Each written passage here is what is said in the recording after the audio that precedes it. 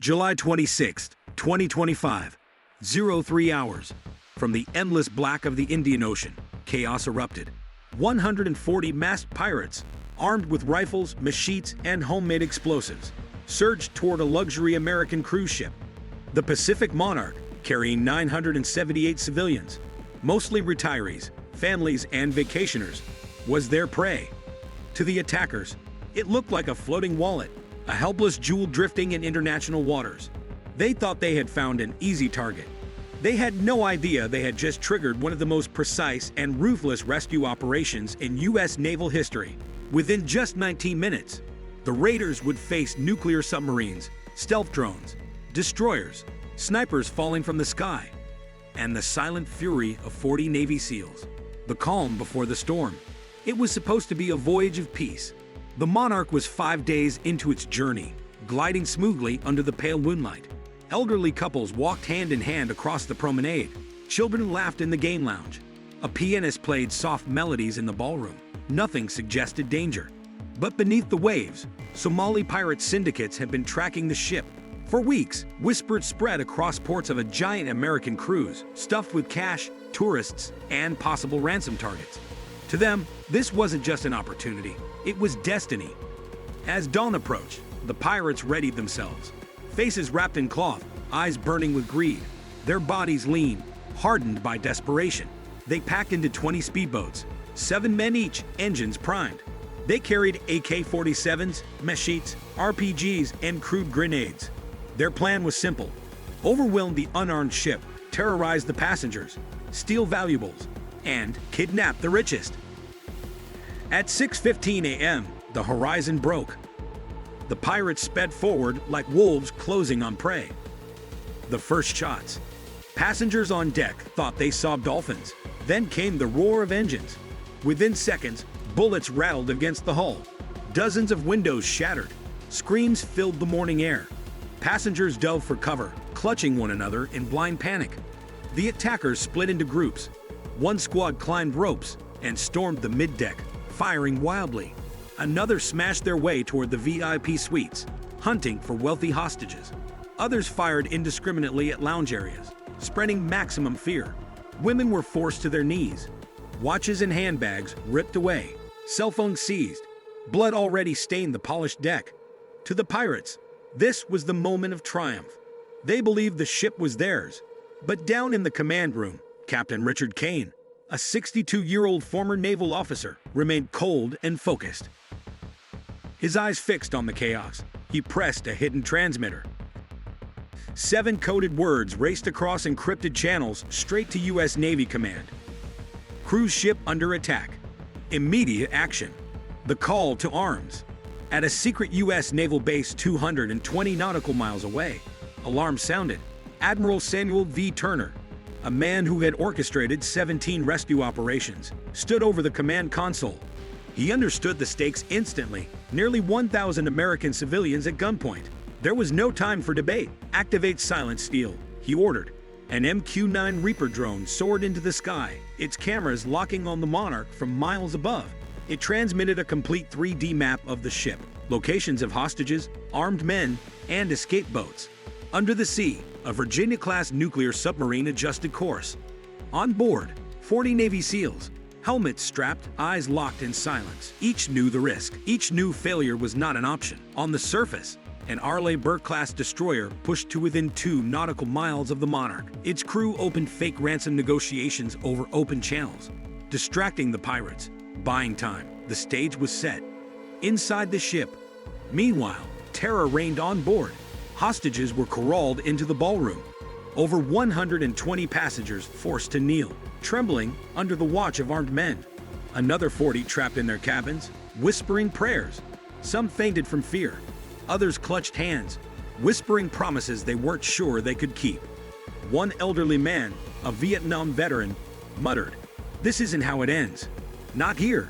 The pirates strutted through the corridors, shouting orders, laughing as they snatched rings from fingers and jewels from necks. But their arrogance blinded them. They did not realize every movement was being tracked by invisible eyes above and below. The silent arrival. At 7:02 a.m., the submarine surfaced silently, 80 feet below the Monarch's hull. 40 SEALs sat in silence, their weapons prepared, their hearts steady. They weren't boarding a ship. They were entering a floating maze filled with both hostages and enemies. The mission's codename, Silent Steel. The objective, neutralize over 100 armed pirates. The demand, 0 civilian casualties. At 7:10, SEALs in advanced climbing suits slipped into the water. Their gear clung to the hull like spider legs, magnetic grips, suction ascenders. One by one, they rose from the ocean's skin, shadows against steel.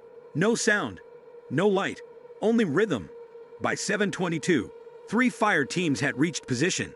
Alpha above the ballroom, Bravo along starboard lifeboat decks, Charlie infiltrating service corridors. Commander Harris whispered into his mic, "Hold for green light." The strike. At 7:31, Harris spoke the word, "Execute. All zones go." Alpha dropped a flashbang through a ballroom vent. It erupted in white fire, blinding 5 pirates inside. Before they recovered, 2 dropped instantly, subsonic rounds through their skulls. Another staggered, shot clean in the chest as he tried to grab a hostage. Bravo surged through stairwells. A pirate dragging a woman collapsed under a silent burst. Another prime at a lifeboat hatch fell overboard with a bullet to the skull. Passengers were ordered to stay low, hands visible. "We're U.S. Navy. You're safe. Stay down." Charlie jammed enemy radios, storming kitchens where 4 pirates hid. One raised a grenade. He didn't survive to pull the pin. Above, the Reaper drone tracked 7 pirates sprinting toward escape boats. Sniper Team Viper, dropped earlier from a C-130, opened fire from 1,800 feet. 5 fell in 22 seconds. 2 dropped their rifles and raised their hands. By 7:37, over 60 pirates were neutralized. Not a single SEAL had been killed. The turning point. But danger remained. At 7:39, a pirate wearing a belt of explosives charged the central stairwell, screaming. Corporal Mason, age 34, slammed into him, striking with the butt of his suppressed rifle. He beat the man unconscious before he could trigger disaster. Elsewhere, a SEAL took a grazing shot to the shoulder. He refused evacuation. "I'm good," he barked, reloading and continuing the sweep. By 7:42, the ship's final corridor was secure. The entire assault minus 11 minutes from first strike to last clearance had been executed with surgical precision. 0 civilian deaths, 3 SEALs lightly injured. The last stand. SEAL units moved compartment by compartment. In the engine room, 2 pirates dropped weapons and surrendered. On the upper deck, 3 raiders tried to blend in with passengers, only to be zip-tied instantly. Then, the final scene unfolded. At the stern, under the rising sun, 12 exhausted raiders emerged barefoot, weapons discarded. One raised a torn bedsheet as a white flag. They begged for mercy. They were cuffed, searched, and lined under guard. Their empire of terror had collapsed in less than 19 minutes. Victory announced. At 7:43, Captain Kane's voice echoed across the loudspeakers. "You are safe, and you have the United States Navy to thank for it." Passengers wept. Some prayed. Others shouted in relief. A little girl waved a small American flag she had brought for her trip, saluting the SEALs as they passed. By 8:10, medics checked every passenger. Food, water, and blankets were distributed. Destroyers formed an escort. Helicopters lifted captured pirates for transport. Back at command, Admiral Turner sent his final transmission to Washington. Target neutralized.